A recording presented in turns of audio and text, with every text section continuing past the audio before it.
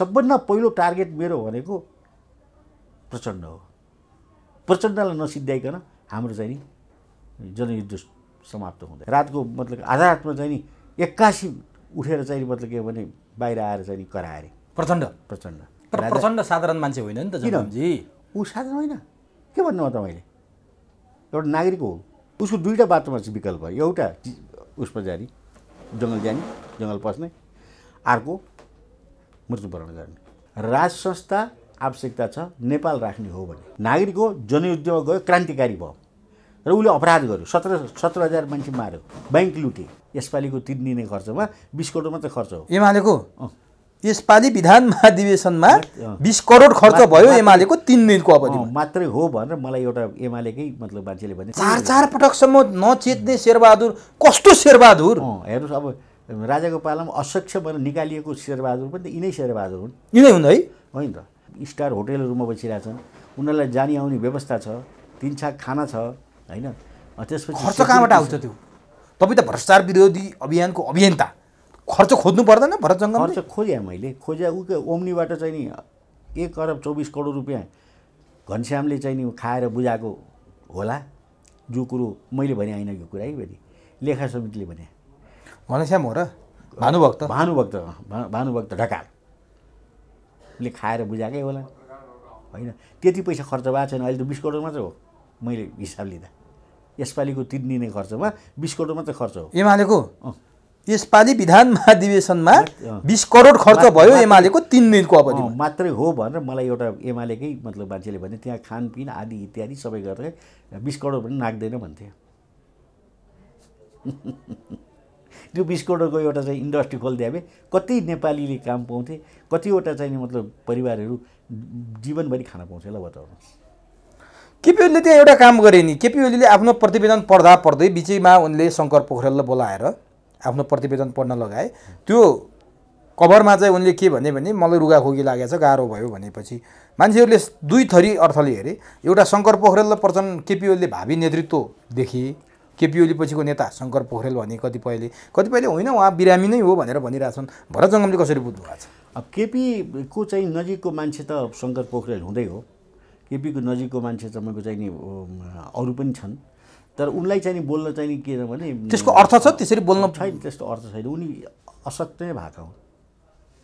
अब किन पहिले त 2 चोटि किडनी फेरेको मान्छे, अति महत्त्वाकांक्षा छन् उनी। अब उनी पनि मतलब लगभग प्रचण्डकै रूपमा गइसके भन्नाले कसरी भनेको त अब शारीरिक रूपले त कमजोर छन् नि त। फेरि अब यो नचाहिने फटा बोल्ने नचाहिने कुरा गर्ने मान्छेको बढ्ता इनर्जी खर्च हुन्छ कि, इनर्जी बढी खर्च हुन्छ। केपी ओली फटा बोल्ने हुन्? अनि के त 100% कहाँ 1% मात्र सबैलाई थाहा छ त्यो मैले बताउनु पर्छ। तर केपी बा भन्छन्। अनि बा भने छोरा भनुन्, काका भनुन्, भतिजा भनुन्, बाजे भनुन्। यो भविष्य केपी ओलीकै सपनामा अडिएको छ भन्छन्। ठिक छ त, सपना तिनको त थियो नि। नेपाललाई चाहिँ नि मतलब स्विजरल्यान्ड बनाउने सपना नि थियो। काठमाडौँमा चाहिँ नि मतलब के भने 75 सालमा रेल सपना नदेखेर विपनामा परिणत गर्न गाह्रो हुन्छ नि त। सपना देख्नु नै ठुलो कुरो। कम्तीमा सपना देख्ने मान्छे केपी ओली त पाएछौँ नि त हामी। सपना होइन, योजना बनाउनु पऱ्यो कि सपना देख्ने होइन। सपना भने त मतलब अचेत अवस्थामा देखिने मतलब के भने तरङ्ग हो। त्यो तरङ्गलाई तपाईँले मतलब के भने हकिकतमा बोल्न पाउनुहुन्न, बोल्ने अधिकार पनि छैन। भनेपछि अब यो विधान अधिवेशन गरेर आइसकेपछि एमालेको अवस्था रूप फेरिने सम्भावना देख्नुहुन्छ अथवा के हुन्छ? एमाले अब तपाईँको हेर्नुहोस्, अब राम्रो कुरो पारित हुने किसिमको छ धेरै। अब तपाईँको चाहिँ नि धेरै मान्छे पदाधिकारी राख्ने भनेको छ, एकले अर्कोलाई काट्ने समय पनि आयो। अनि मनोनित गर्दा बन्दपर्दो गर्न पाइन्न। त्यो चाहिँ मतलब के भने सबैको चाहिँ नि एउटा सहकारी हुनुपर्छ, सबैको सहमति हुनुपर्छ भनेको छ। अनि कुनै पनि कुरा गर्दा एकल चाहिँ निर्णय गर्नु हुँदैन भनेर केपीलाई चाहिँ नि खुम्चाउन खोजेको छ। त्यो त आएको छ नि। तर त्यस्ता त 70 वर्ष पुगेपछि नेतृत्वमा नआउने के गरे यिनीहरू त फेरि तत्काल त्यसलाई संशोधन गर्न त फेरि खपिन्छन् नि त। त्यो कुरा विश्वास मानिहाल्ने होइन। अब 70 वर्षपछि भन्दाखेरि यसपालि केपीले चाहिँ भ्याउने हुनाले उनले गरे बाठा मान्छे होइन। यसपालिको चाहिँ चुनावमा पनि यसपालिको चाहिँ अधिवेशनहरूले उनी 70 पुग्दैनन्, उनी चाहिँ प्रवेश गर्ने भइहाले। 70 पुगेपछि मतलब के भने प्रवेश गर्न नपाउने त। प्रवेश गरेपछि त 75 सम्म त गर्नु पायो नि उनले। त्यो ट्याक्टिक्स मिलाइहाले, त्यो बठ्याइ हो कि। अब यो एमालेको कुरा भयो। अब एमालेबाट चोइटेको नेपाल कम्युनिस्ट पार्टी एकीकृत समाजवादीको भविष्य के देख्नुहुन्छ? जहाँ आरोप प्रत्यारोप हेर्ने हो भने एउटाले अर्कोलाई सत्तो सराप गरेका छन्, अब अर्को एउटा समूह सक्यो अब हामी हो भन्छ एउटाले चाहिँ केपी ओलीलाई देवता मान्ने दासहरूको भेला हो भन्छ, त्यहाँ अर्कोले अर्को भन्छ। माधव नेपालहरूको भविष्य के देख्नुहुन्छ? माधव कुमार नेपालहरूको भविष्य उनी पनि अब 70 पुग्न आँटे होइन, अब उनको पनि भविष्य त छैन। फेरि माधव कुमार नेपाल वास्तवमा अलिकति यो क्रिस्चियनिटीको चाहिँ अलि प्रचारमा हिँड्ने र क्रिस्चियनिटीलाई अलि नजिकबाट हेर्ने गर्ने भएको हुनाले यिनको पनि भविष्य राम्रो छैन।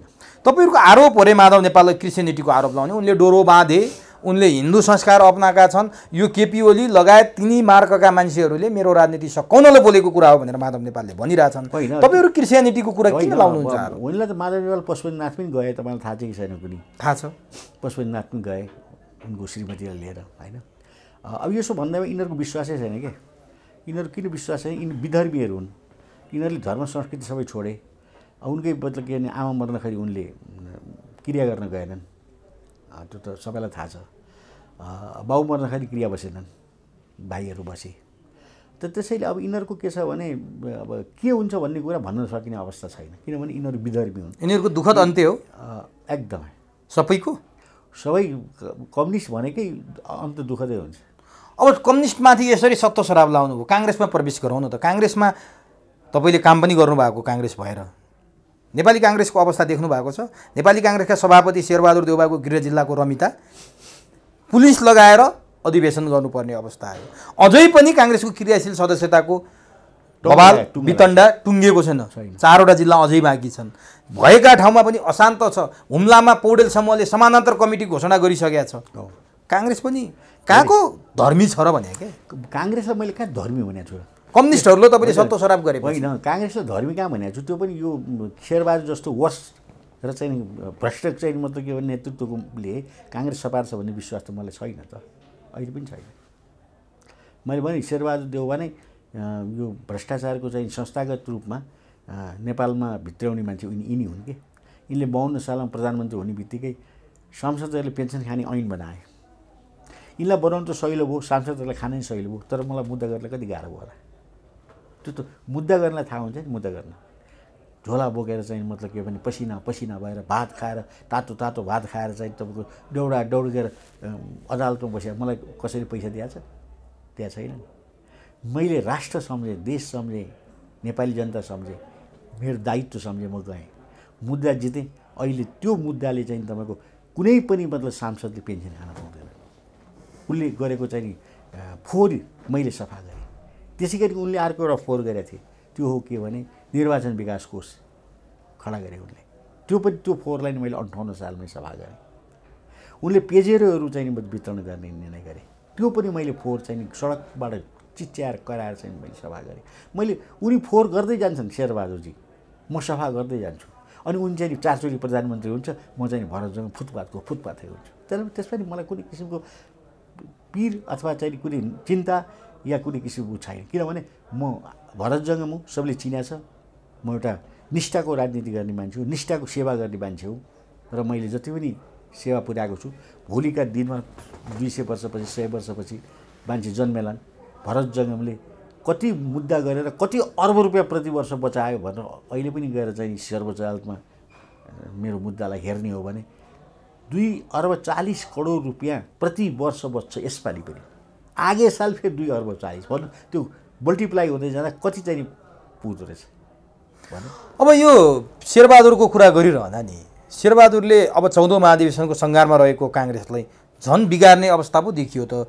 काङ्ग्रेस सुध्रिने अवस्था देख्नुहुन्छ? किनभने उनकै गृह जिल्लाको त्यो ताण्डव हेर्नुहोस् त, कुटी कुटी पुलिस लगाई अधिवेशन गरेका छन्। अनि शेरबहादुरमा अलिकति डेमोक्रेटिक राजनीतिक चेतना छ कि छैन भरतजी? किनभने तपाईँको ड्राइभरसँग कुरा सेयर गरेर बस्या हुन् कि शेरबहादुर, तपाईँले राम्रोसँग चिन्नु। शेरबहादुरजी अब एक किसिमको नराम्रो मान्छे चाहिँ होइन व्यक्तिगत रूपमा हेर्ने हो भने, तर यो चाहिँ मामलामा सत्ता सम्हाल्ने मामलामा उनी क्रूर पनि हुन्छन्, त्यो कुरो मलाई थाहा छ। धेरैचोटि भएका छन्। अलिक 4 पटकसम्म नचेत्ने शेरबहादुर कस्तो शेरबहादुर? हेर्नुहोस्, अब राजाको पालामा अध्यक्ष भनेर निकालिएको शेरबहादुर पनि त यिनै शेरबहादुर हुन्। यिनै हुन् है? होइन त। अनि फेरि प्रधानमन्त्री हुँदा गोर्खाली राजाले मतलब के भने न्याय गर्दो रहेछ भन्ने शेरबहादुर पनि यिनै शेरबहादुर हुन्।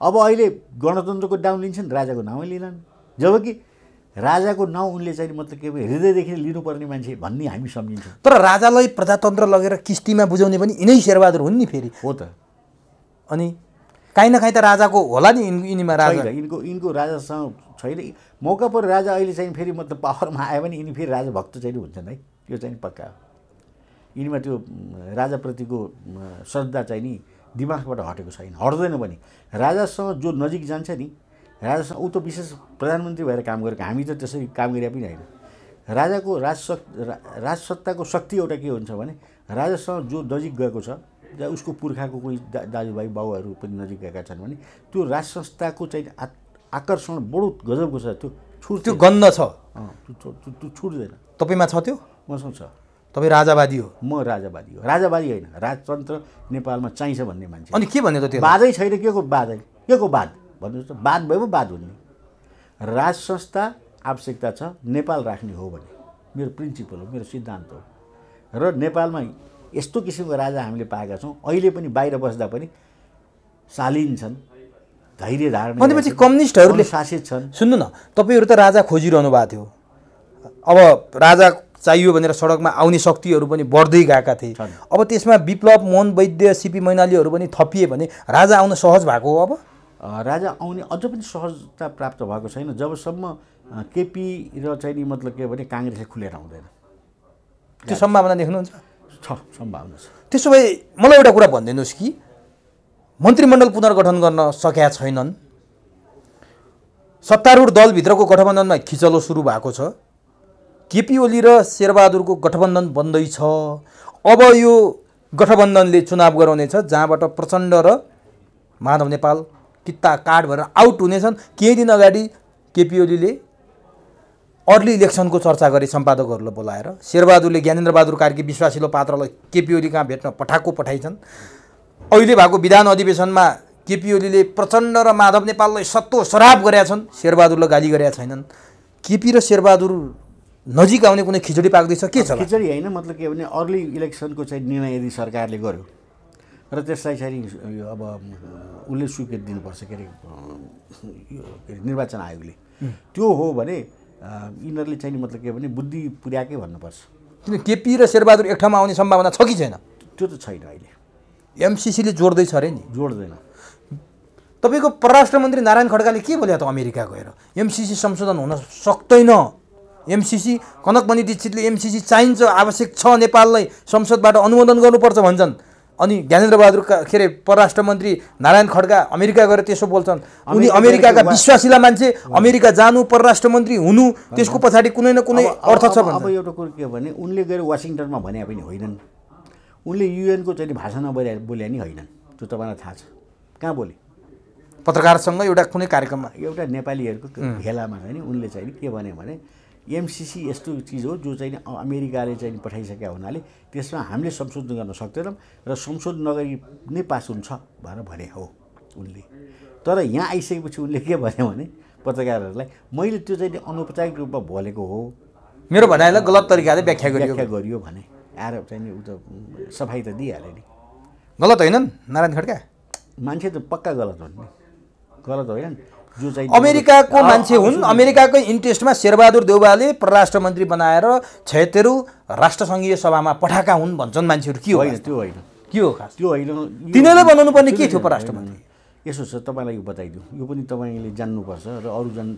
श्रोताहरूले जान्नुपर्छ यी नारायण खड्का भनेको जीवनभर चाहिँ मतलब के भने पिआर लिएर क्यानाडा बसेका मान्छे हुन् बुझ्नुभयो यिनको श्रीमती पनि मतलब के भने त्यहीँको क्यानाडियन हो अहिले यिनीसँग क्यानाडाको पिआर छ यिनी नेपाली होइनन् होइन पिआर होला उ बेलामा कुरा गर्छु म जतिखेर उनी चाहिँ मतलब के भने अमेरिका बसेका थिए क्यानाडा बसेका थिए यिनको श्रीमतीको त विदेशी नै हुन् नेसनलिटी नै मतलब के भने क्यानाडियन हो यिनी त्यहाँको पिआर हुन् भनेपछि यिनी क्रिस्चियन हुन् अब के हुन् त्यो त तपाईँ आफै अनुमान गर्नुहोस् न बाहुनको छोरा हुन् क्रिस्चियन हुन नि सक्छन् नहुन नि सक्छन् होइन अब तपाईँको चाहिँ मतलब के भनेदेखि ऊ के अरे बाबुराम क्रिस्चियन हुनसक्छ अब तपाईँको चाहिँ के अरे कृष्णबहादुर महरा क्रिस्चियन हुनसक्छ अब यो चाहिँ तपाईँको चाहिँ के अरे ऊ क्रिस्चियन हुनसक्छ के अरे पुष्पकमल दाल ऊ नहुनु भन्ने कुरो भएन क्रिस्चियनिटीको मतलब भएन मूल कुरा के हो भने ऊ नेपाल छोडेर गइसकेको मान्छे थियो कुरो बुझ्नु नारायण खड्का अनि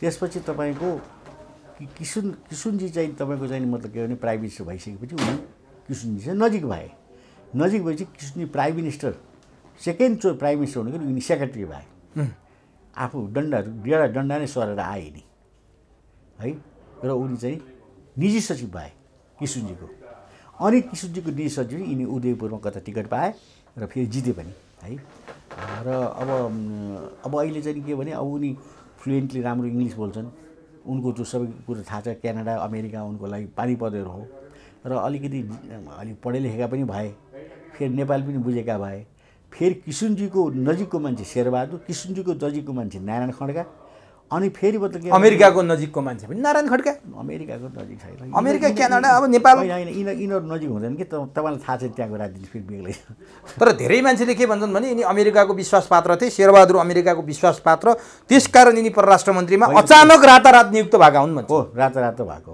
कसैको इन्ट्रेस्ट बिना शेरबहादुरले काम गर्न सक्छन् र खै त अरू मन्त्री बनाएको त्यसैले अब त्यो त उमेश पनि भयो नि अब उमेश कसको चाहिँ इन्ट्रेस्टमा भए म के भएँ उमेश श्रेष्ठ भयो ए म त मलाई भन्नुभयो कि तपाईँ पनि कुनै दिन तपाईँ पनि बन्नु होला यति बाटो हुनुहुन्छ धेरै प्रश्न गर्नुहुन्छ उमेश श्रेष्ठ त आर्जुको इन्ट्रेस्टमा भयो नि उमेश श्रेष्ठ त आर्जुको इन्ट्रेस्टमा भए जसको सुकै इन्ट्रेस्ट भोलि तपाईँ मेरो इन्ट्रेस्टमा बन्न सक्नुहुन्छ उमेश त उमेशै हो नि आखिर त म त एकछिन झस्काइदिनु भयो नि म कहाँ के बनेछु भनेर अत्तालले म त उमेश श्रेष्ठ बिर्सेँ त्यो किसिमको चाहिँ नि मतलब नवढनाड्य 40 अर्बको सम्पत्ति भएको उमेश श्रेष्ठको कुरा गरेर तपाईँले आफैलाई चाहिँ यो गरिब फुटपाथी उमेश कहाँबाट हुन्छ 4 लाख चाहिँ मतलब के भने एउटा आफ्नो सबै कुरा नखोलिदिनु न इक्विपमेन्ट्स पनि किन्न नसक्ने मान्छे 40 अर्बको उमेशसँग कसरी चाहिँ दाजिने तपाईँले दाँत दिनुभयो भने तर्से पसिनै आयो नि अब अन्तिमतिर छु म मन्त्रीमण्डल किन पुनर्गठन हुन सकेको छैन के लाग्छ पुनर्गठन 3 महिना हुन लागिसक्यो के अरे मन्त्रीमण्डल गठन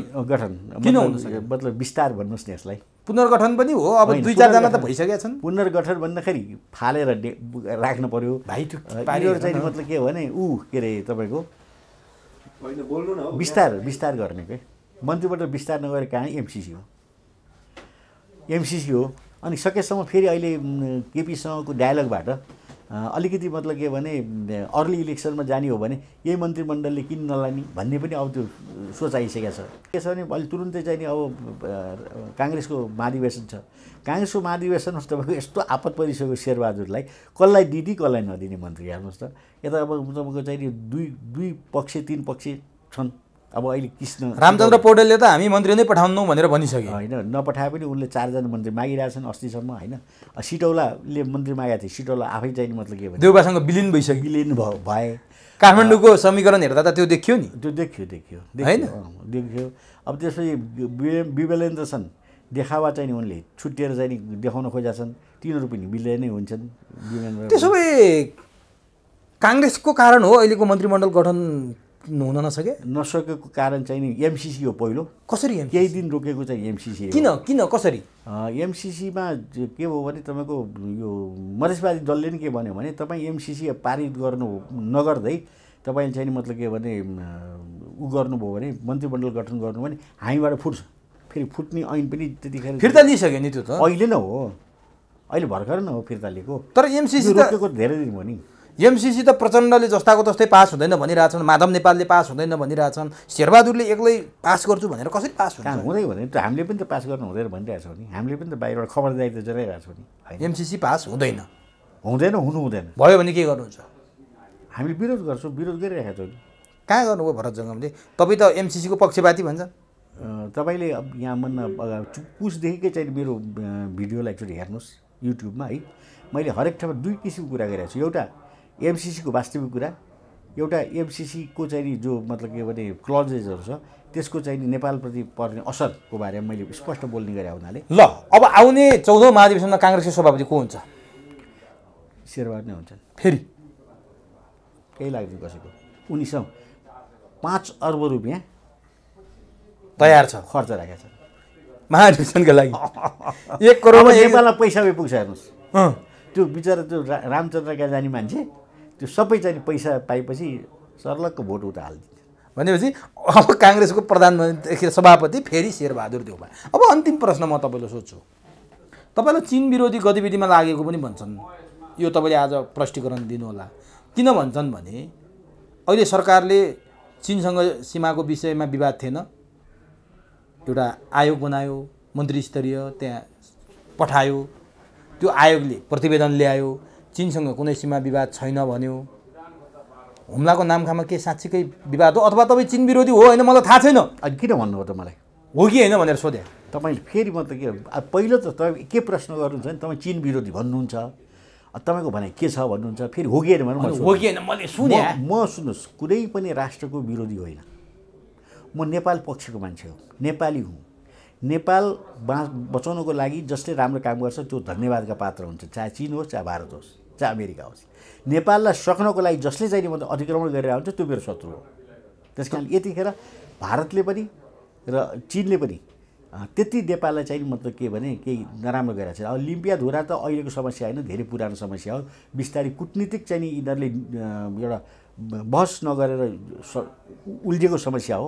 यसलाई चाहिँ नि वास्तवमा कुटनीतिक उसबाट निवारण हुन्छ। त्यो लिम्पिया धुरा हाम्रै हो है। अब केपी शर्मा ओलीले कमसेकम कागजमा लेख्नेसम्म साहस गरे होइन। र अब त्यसैले पनि मतलब के अब केपीलाई अलिकति प्रब्लम पनि आएको हो कि, यसले पनि अलिकति प्रब्लम आएको केपीलाई। त त्यसैले अब चीनसँग पनि उनले मतलब के भने कुनै किसिमको टसल गर्न सकेनन्। त्यत्रो बसेर मतलब प्राइम मिनिस्टर भएर त टसल गर्न सक्दैन भने म त एउटा सचेत नागरिक मात्रै हो, म किन बोलौँ। त्यसो भए चीनसँग विवाद छ कि छैन सीमाको? अहिले छैन। हुम्लाको नामखाको जीवनबहादुर साईले खुब विषय उठाए होइन, सरकारले आयोग पनि गठन गर्यो। जबकि भारतले 70-80 ठाउँमा भारतसँग विवाद छ, सुस्ताको विवाद छ, लिपुलेक लिम्पियाको विवाद छ। भारतसँगको सरकारले आँखा चिम्म गरेर बस्ने, चीनसँग सुनेकै भरमा नामखामा विवाद छ भनेर एउटा आयोग टोली गठन गरेर पठाउन मिल्छ? हो, अब ठिक छ, जानकारी त लिनुपर्छ है। त्यो गठन गर्दा कमसेकम जानकारी त पाए मान्छेले। तर भारतले नेपालको सीमा मिच्यो भनेर माइती घर मण्डलामा मोदीको पुतला जलाएको देखिएन। चीनले सीमा मिच्यो भनेर मधेसवादी दलका नेता विद्यार्थीहरूले सी जिनपिङको पुतला जलाउन मिल्छ? मिल्दैन माइती घर मण्डलामा। यसमा के भन्नुहुन्छ तपाईँ? होइन, म त के भने अब यी कस्ता भने लहैमा लाग्ने मान्छेहरू अनि नेताले चाहिँ मतलब के भने 10,000 रुपियाँ दिएर लगेर चिता के पुतला जलाइदिए भने पनि 10,000 रुपियाँ खानको लागि आएर पुतला जलाउँछ। त्यो जसलाई जसको पनि जलाउन सक्ने अवस्था छ अहिले। भनेपछि पैसा चाहियो। भारतसँग विवाद हो, चीनसँग होइन? होइन, भारतसँग विवाद छ, चीनसँग विवाद छ, छैन भन्ने कुरा आयो नि त। होइन, विवाद नभएन, विवाद नभएको होइन। विवाद त तपाईँको आजदेखि होइन, तपाईँको 2017 साल 18 सालदेखि नै विवाद छ। हेर्नुहोस् बिस्तारै तर टोलीले भनिसक्यो चिनले सीमा मिचिया छैन, चीनसँग केही समस्या होलान्, सीमा मिचिया चाहिँ छैन भनेर त्यो टोली। अब म सीमामा पुगेको छैन होइन, त्यस कारणले सीमा विवादमा त तपाईँको चीनसँग 18 सालदेखि नै छ, 2018 सालदेखि नै छ। र तर के छ भने अब चीन धेरै ठुलो देश भएको, फेरि उनीहरूको चाहिँ नो म्यान ल्यान्ड छ कि, मान्छे कोपिन छैन, हाम्रो पनि मान्छे कोपिन छैन। मात्र सीमा छ, सीमाले के काम गर्ने न, हामीलाई त्यसबाट हामी कहाँ त सीमा भन्ने मान्छे पनि हुन्छ नि है। होइन, हामी कहाँ चाहिँ आयस्ता पनि आउँदैन, कर पनि आउँदैन, उनीहरूको पनि कर आउँदैन, उनीहरूको पनि मान्छे छैन। नो म्यान तर मान्छे छैन भनेर अनि सीमा छोड्न त भएन नि। छोड्नु हुँदैन। अब म त 150 गज यता र उता गर्दा पनि केही फरक, उनीहरूलाई नि फरक पर्दैन, हामीलाई पनि फरक पर्दैन कि। तर यता जति इन्डियामा चाहिँ नि विशेष महत्त्व राख्छ, सुस्तामा भनौँ अरू त्यहाँ त मतलब के लिपुलेक कालापानी लिपियाधुरा। भनेपछि भरत जङ्गमले अबको देशको भविष्य के देख्नुहुन्छ? किनभने हरेक दसैँमा नेपालमा केही न केही नयाँ परिवर्तन भएका हुन्छन्। कहिले वामपन्थीहरू मिल्छन्, कहिले राजाले उति बेला पारसलाई युवराज घोषणा गरेका थिए, कहिले के हुन्छ, कहिले शेरबहादुरलाई असक्षम भनेर फालेका थिए। अब यो दसैँमा पनि कुनै नयाँ उलटपुलट हुने केही त्यस्तो? नयाँ उलटपुलट होइन, धेरै महँगाई हुन्छ, मान्छेले चाहिँ आफ्नो अलिअलि भएको चाहिँ सुन चाँदीहरू बेचेर चाहिँ नि आफ्नो संस्कृति धर्म बचाउँछन्। र अहिले हेर्नुहोस् तेलको भाउ कति छ तपाईँलाई थाहा छ, तपाईँ किन्नुहुन्छ कि किन्नु थाहा भएन। म चाहिँ अनि हामी खान्नौँ र अब तपाईँको अब कसैलेद्वारा निर्जीव देखिरहनु भएको छ क्या हो। मैले चाहिँ आफैले चाहिँ अनुभव गरेको छु। र अहिले सबै खाद्यान्न के यो मुलुकमा तेल खाने भरत जङ्गम मात्रै हो? होइन, यो खाद्यान्नको सबै जमिन तेल त अहिले उदाहरणको लागि पो लिएँ त। चामल त्यत्तिकै महँगो छ, घिउ त्यत्तिकै महँगो छ, तेल त्यत्तिकै महँगो छ, सबै चिज महँगो छ। हुँदा नुन महँगो हुनेवाला थियो। केपी शर्मा ओलीले आफ्नो चाहिँ मतलब के भन्छ आर्थिक सल्लाहकारलाई नुनको ठेक्का दिनेवाला थिए। यदि त्यो नुन 30 रुपियाँबाट 100 रुपियाँ हुन्थ्यो, त्यो चाहिँ जोग्यो। शेरबहादुर प्रधानमन्त्री भएर जोग्यो हो। त्यही हो भन्नुपर्छ। त्यो त्यो त तपाईँसँग शेरबहादुर देउवा निकै फायर भए जस्तो लाग्छ। हुनुहुन्न तपाईँले अति अति भन्नुभएको छ। आज के भन्नुहुन्छ यहाँ होइन, कार्यक्रममा? एकदम उहाँ मेरो मित्र हो, आजको मित्र होइन। आज भन्न कहिले आर्जुलाई तथा नाम गाली गरिदिनु भएको छ, कहिले शेरबहादुरलाई। होइन, आर्जु आउनुभन्दा अगाडि उहाँ मेरो मित्र हो अझ। अनि त्यो उहाँ त पछि आउनुभयो होला नि, होइन? त त्यसैले के छ भने मेरो 26, 27, 27 साल 28 सालदेखि नै उहाँ मित्र हो। उहाँलाई मैले विभिन्न ठाउँमा भेटेको छु। उहाँ मेरो घर आउनुभएको छ, मेरो किताबको चाहिँ विमोचन गर्नुभएको छ, ड्राइभरसँग कोठा सेयर गर्नुभएको छ। कति चाहिँ म त के भने उसमा चाहिँ तपाईँको चाहिँ कार्यक्रममा हामी सँगै मतलब हुन्छौँ, होइन? टाढा भयो नि हेलो हाई त यसो भइहाल्छ। त्यसैले उनीसँग मेरो केही त्यस्तो मनमुटाव, उनको प्रवृत्तिसँग अलिअलि नमिल्ने हो मेरो। उनको बोली प्रष्ट बुझ्नुहुन्छ तपाईँले? बिस्तारै बुझिन्छ। उनले बोलेपछि नबुझ्ने कुरा छ, नजिकैबाट बोल्नुपर्छ नि। टेलिफोनबाट चाहिँ अलिक बुझिन्न कुरो चाहिँ त्यो। हस्, समय दिनुभयो, अत्यन्तै महत्त्वपूर्ण भनाइ, रमाइलो पनि भयो अलिअलि। यसको लागि तपाईँलाई हार्दिक धन्यवाद छ। नमस्कार।